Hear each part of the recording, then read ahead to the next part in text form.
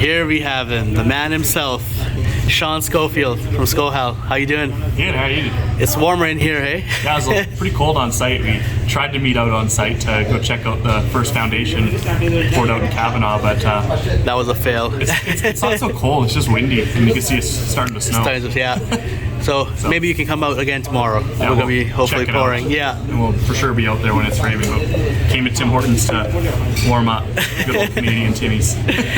So Sean's been working with us since day one with DPAD Homes. He's been amazing at giving us such incredibly detailed drawings, which we try and execute as best as we can on site. How has your experience been working with us so far? Oh, it's been fantastic. I think we've completed now 5 duplexes together. 5, and 1 custom home.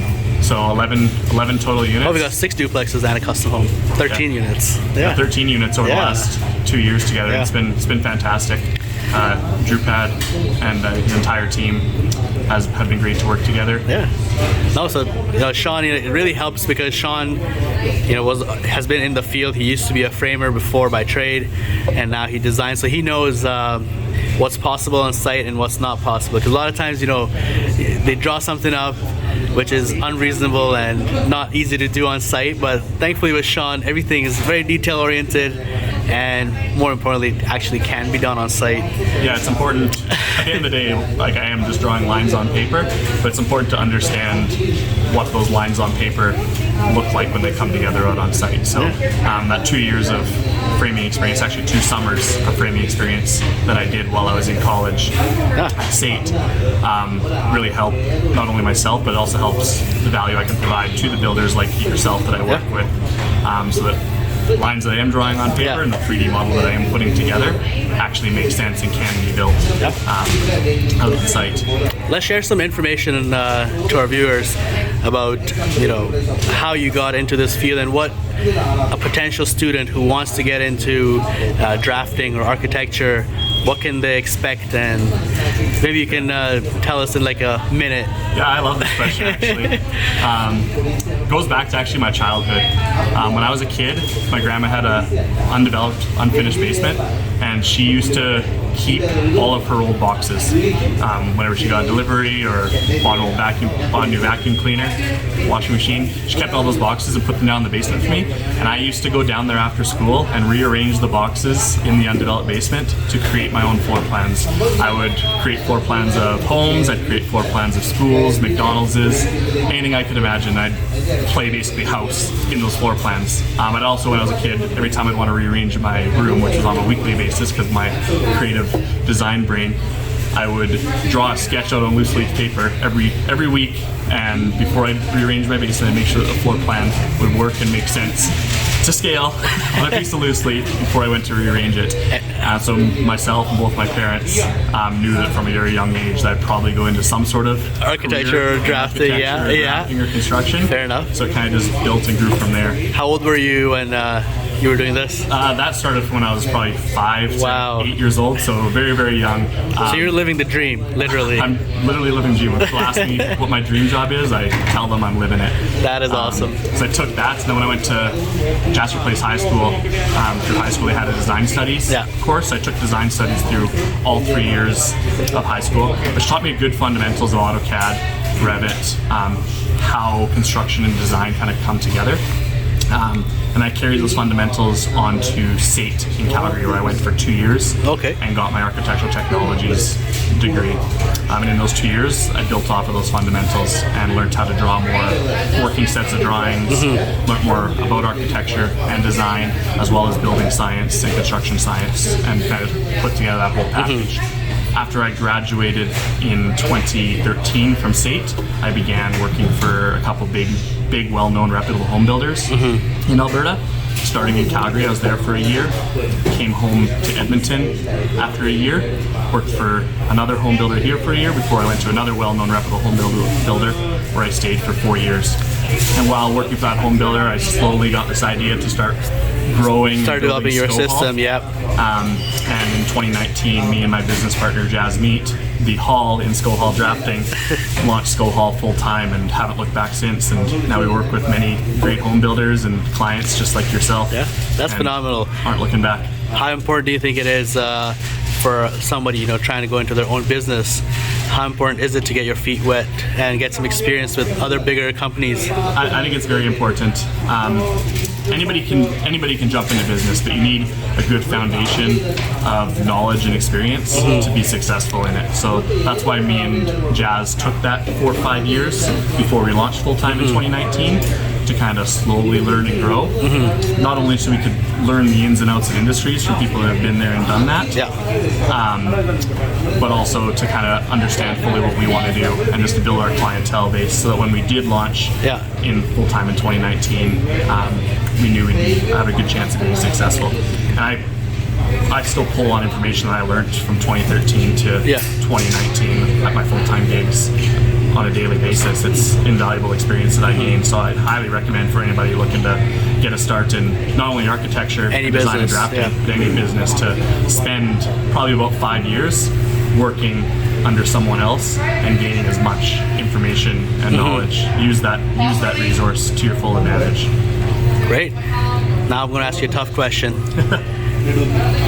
To other architects or other draftsmen watching this video, what are the top 3 things that you focus on when doing new designs, and some things that you see is an error or is lacking in other drawings?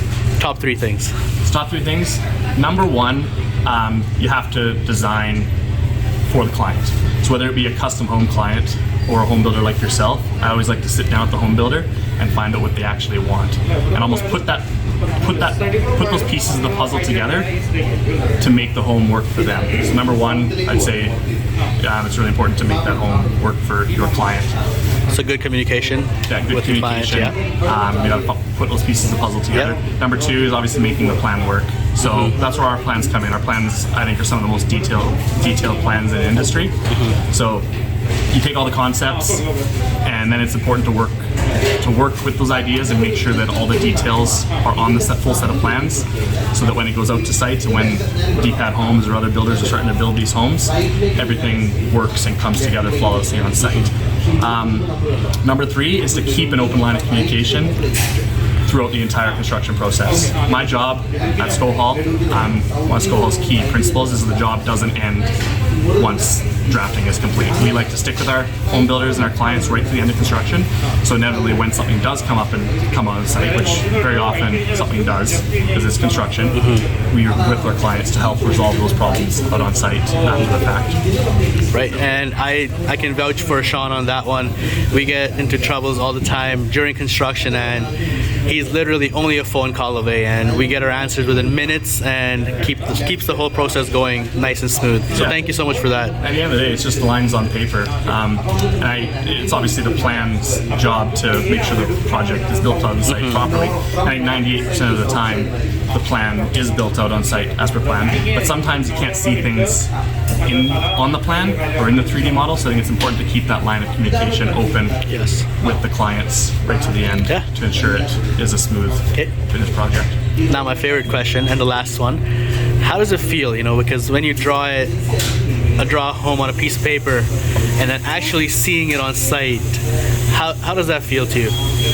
It's awesome, especially when working with custom home clients. You get to be with that client right from day one when you are gathering those pieces of the puzzle, right to when their keys are handed over. And that's a really rewarding experience, not only for myself to see my concepts that I put on paper come to life in real life out on site, but to also see the smiles on the new homeowners' faces, or even the home builders' faces when that project comes to complete. It's a really rewarding career and a really rewarding job I have to kind of bring people's ideas and visions to life.